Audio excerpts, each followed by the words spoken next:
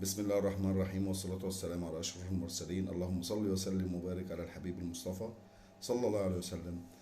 النهاردة بإذن الله هنتكلم على بإذن الله استعدادات المنتخب المصري لودية بلجيكا إن شاء الله يوم 18 نوفمبر الجاري بإذن الله في استاد جابر أحمد صباح في الكويت بإذن الله.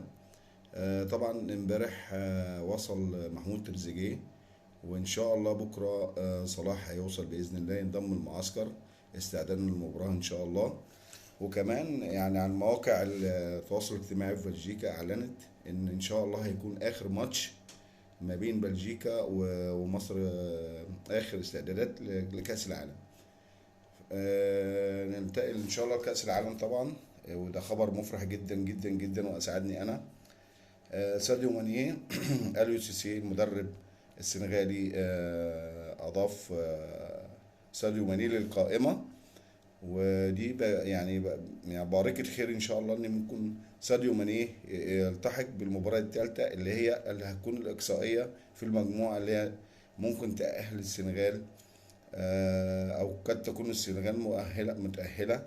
فده حاجة كويسة واسعدتني جدا جدا جدا، لان ساديو ماني من اللعيبه بصراحه اللي انا بحبهم جدا جدا، والناس يعني يعتبر التاني على العالم، في ترتيبه التاني حاليا على العالم بعد بنزيما.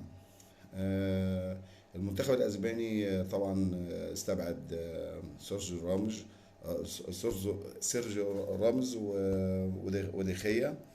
ده المستبعدين من منتخب اسبانيا، ودي كانت مفاجاه. اتكلم على طبعا اللاعبين اللي هم يعتبر احسن لاعبين في التاريخ. طبعا كريستيانو رونالدو وميسي. طبعا ده اخر كاس عالم قد يكون هيلعبوه ان شاء الله، ودي الفرصه الاخيره لكل منهما، الامل الاخير اذا كان لكريستيانو او ميسي. فطبعا الكأس العالم ده مش التوقعات لحد الآن، مش الفرق الكبيرة اللي ممكن مترشحة لكأس العالم. في فرق لسه، في فرق طالعة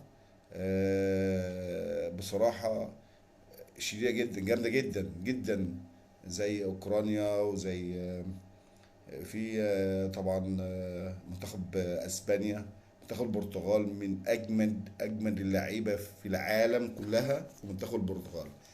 بس للاسف منتخب البرتغال عايز مدرب فعلا قد اللعيبه دي، يعرف يوظفهم كويس، ويعرف يطلع اللي عندهم، لانه احسن مدافع على العالم، واحسن جناح على العالم، واحسن خط نص على العالم، واحسن راس حربة، والهداف التاريخي على العالم كله كريستيانو رونالدو.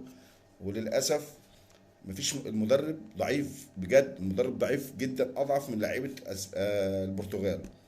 فان شاء الله هتكون كاس عالم باذن الله تليق بينا كعرب، وتليق بالمنطقه العربيه كلها، وان شاء الله نستمتع كلنا ان شاء الله باذن الله. وشكرا. ارجو من سيادتكم طبعا الاشتراك في القناه وتفعيل الجرس. ايمن البرنس معاكم، السلام عليكم.